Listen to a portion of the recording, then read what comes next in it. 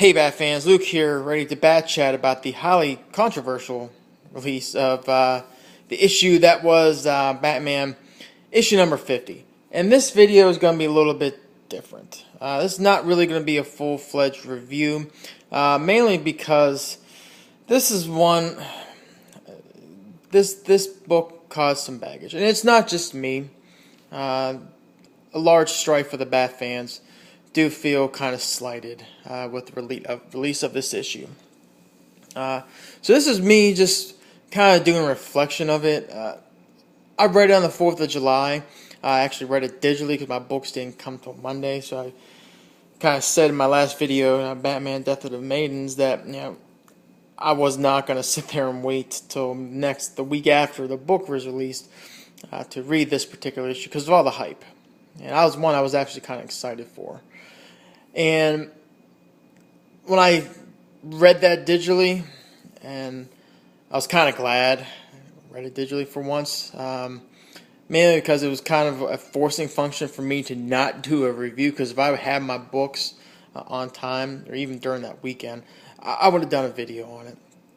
And it served good because I really had to step away from this book for a little bit, because it really was, call it what it was, this was a besmirching, to use a really awkward term. I felt besmirched, and not really the case of the story itself. It's more of the external factors, and when an external factor really affects the book and your reading experience of the book, that really sucks. And that was really in this case of Batman 50. But being that it was almost a week from the release of me doing this video and when the book actually came out, I'm kind of glad, because I kind of toned down a little bit. But I really have two major issues I just cannot bring myself over fully. And I'll get to that in a minute. But just to kind of just put in context what happened in the story, we're all anticipating Batman issue number 50B, the wedding between Batman and Catwoman, and it didn't happen, and it was kind of a shame the way the kind of story came about.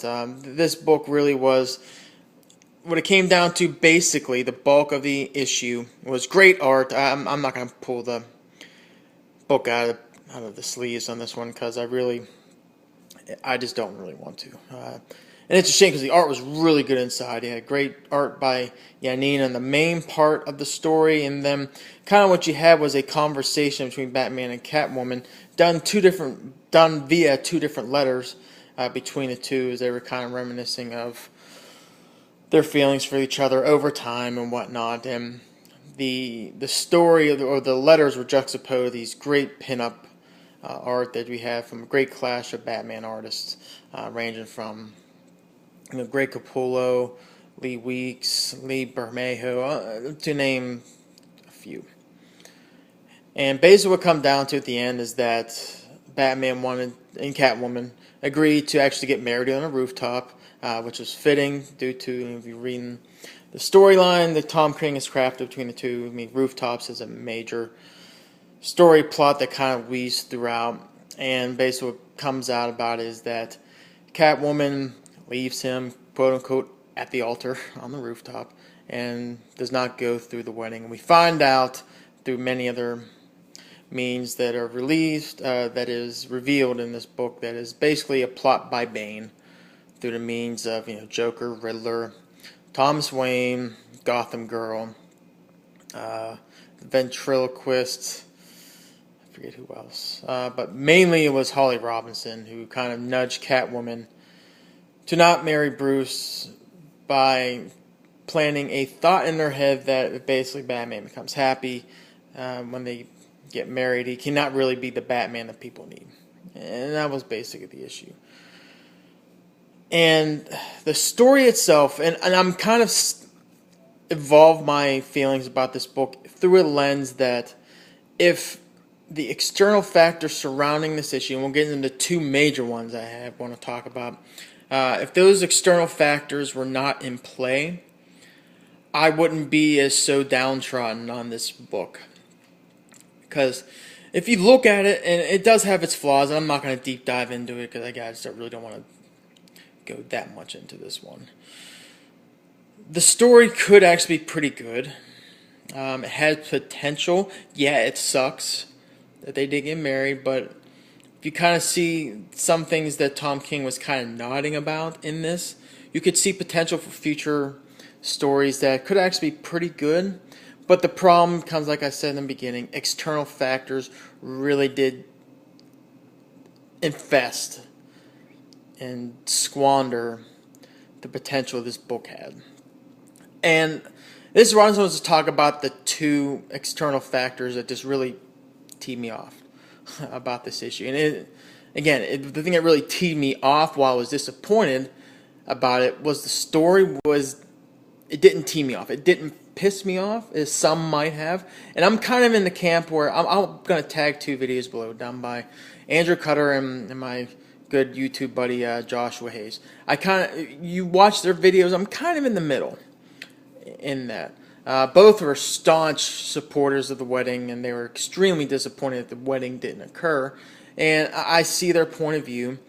But again, if I'm looking at it through a lens that if these external factors weren't really in play, for me anyway, it wouldn't have soured me as much, because I would think that potentially there's something that could be good that can come out of this story, throughout which we found out directly from Tom King. This is basically a 100-issue run that is going to develop over time. Blah, blah, blah, blah, blah. But these two external factors really just soured the hell out of it. And one I avoided for the longest time, and I kind of got it after I read it, and then when I did some reflection, it really pissed me off. The first one I'm going to talk about is the spoiler. And basically what happened, New York Times spoiled what happened in this issue in a hit article that not only spoiled it, they put it in the title. And I am become even more and more disdain with how spoilers just really ruin our reading experiences. I don't know why we feel the need to be spoiled about everything. And it's not just the read. I just don't know why DC would let that jamoke over the New York Times publish this article, knowing the hype of what people led to believe was going to occur in this issue.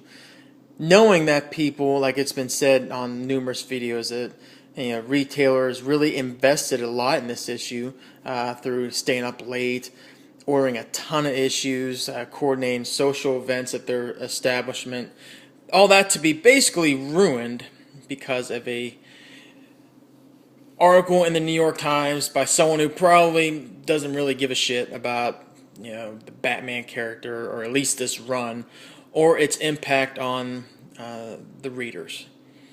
And it goes back to, why does that have to happen? Why did DC allow something like that to happen, where you're basically ruining it for the people who are committing to this book, that they're reading, they're excited to get it, and you're basically slapping it in the face with a spoiler with hope to maybe get someone else. I don't know. And then there's the other perspective, hey, they're just trying to get ahead of the spoiler and they come out anyway. Well, here's the deal. Don't spoil the damn book. And that's maybe not just on DC, that's everyone else. That's the people who get the advanced copies. Maybe DC shouldn't invest in getting advanced copies out to people for them to go ahead and do these reviews so things get spoiled early. I love comic book shops. My good buddy Josh works in a comic book shop, and I get the things that they go through just to try and make an honest living and try to sell these books. But if that's an angle too, you're trying to get advanced reviews out to kind of entice people, and I'm going to kind of backtrack on that one. But I just don't want to see the reason. Why would you want to spoil it? Why? It ruins the experience for everybody. And if it's someone who is kind of interested in the story, and you spoil it anyway, they're not going to buy the book. In this case, why would you? So that would kind of really tick me off. And again, the spoiler things, and they're everywhere. And I just think maybe the big companies out there, they kind of reflect on the impact that spoilers can have. And I kind of go back to, do you remember Batman issue number 35? That was Endgame part 1. They even had on the solicits and everything leading up to it, you had like a generic, Batman Endgame cover. It even had for the months on end, or like the 3 issues it was ahead. You didn't really see the cover; you just knew Endgame. That's it. You had no clue what's going on in that story, and people were generally surprised when they open and they find out what was revealed in it. That just makes great storytelling and great reader experience that ultimately can be maintained by avoiding spoilers. And I know everyone reading books can avoid it, avoid spoilers. It really can. Sometimes it's tough to, and I get that, especially if you're ordering books like months in advance. Like I order my books through Discount Comic Book Services, so you see stuff 3 months in advance, so it's kind of hard to avoid it. But I just don't see the point, and especially the New York Times article. It was in the damn headline, and that was really just a smack in the face of everyone who's really invested in this run, in this story, just to have it ruined by some jamoke at the New York Times. That sucked. But the thing that really pissed me off even more, and it comes down to it, is that there's a theme that if you watch enough videos, you hear the term or the word that gets thrown around in it a lot is trust. And basically, in my case, and I think a lot of other people's trust in DC was severely damaged in this particular issue. And again, I kind of go into the fact if they weren't going to go through the wedding, if it was taken aside the point from the spoiler, take that out of play. If it was one that people didn't know was coming, so you can kind of get some kind of a gut punch to it, I could kind of maybe seen it a little bit. But the way that DC marketed this was marketed no other way that this was going to end up going lead forward to the wedding occurring. Hell, look at the Batman cover right there. It's in the title, The Wedding. You had the Spotify playlist that DC hyped up. You had the event before, the prelude to the wedding, the 4 issues I believe they had. Then you had the different story arcs leading up to the story. This was definitely led, while not, I'm just going to just plagiarize someone here, Josh, without guaranteeing the wedding didn't happen. Everything else, while they didn't say it, everything else they did, it implied it. Kind of used the term reasonable doubt. This was beyond a reasonable doubt. Anyone reading this story, ever since the engagement issue, that this was going to lead to a wedding. And it was hyped up, ton of covers. You see, I got 4 of them. You had events. People trusted DC that this was going to go through as marketed. Again, not quoted, and not promised, but marketed. And it fell through. And that's the sucky part about it, because bottom line, I'm a DC guy. I mean, make no mistake about it. I get one Marvel book, that's Spider-Man, and even that's kind of in a bad place. And not that I disdain Marvel, I just don't read Marvel. And even like Image, I've been kind of in and out of. 90% of the books I read are DC. And the fact that this was ployed and executed in this manner, it hurt. It really did. And it's one where that trust is going to be hard to kind of gain back. And when you hear things like Tom King say, hey, this is a 100-issue run, this is not going to be my end, my exploration of the relationship between Catwoman and Batman, you can't really take it at face value. You really can't, because the trust is gone. And now Didio has said it, and Tom King said it. They're almost kind of painting themselves in a corner. But what they're saying is implying that a possible marriage between the two is possible. Because we still got 50 issues to go in this run, and it's an exploration of the relationship between the two. And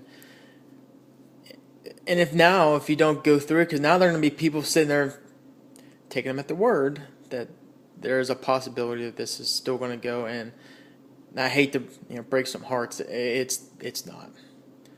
The trust was severely broken, and the thing that kind of ticks you off even more is if you read this DC Nation issue that just came out.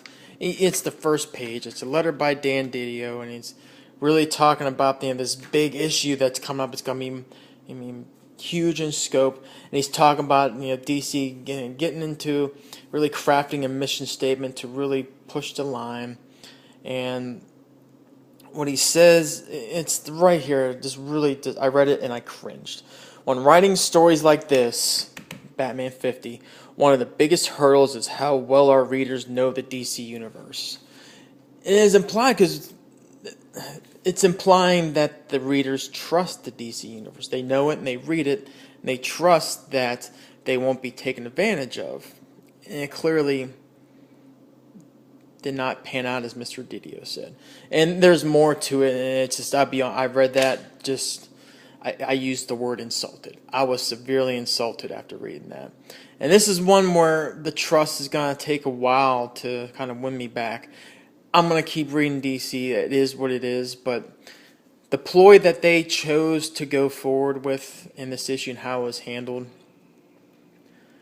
I don't know what their motivations were, but I kind of think of the quote from The Dark Knight, the movie Batman, where Batman and Lucius are going after the Joker, and then we find out the big reveal that Batman used the Wayne, the research and development section to kind of create that holograph thing with the cell phones, and Morgan Freeman brings up the good point that Batman's trying to say, hey, we gotta get the Joker, but Morgan Freeman or Lucius, well, whatever, same person, says this great, it's a one line, it was just great. He goes, at what cost? Yes, we have to get rid of the Joker, but at what cost?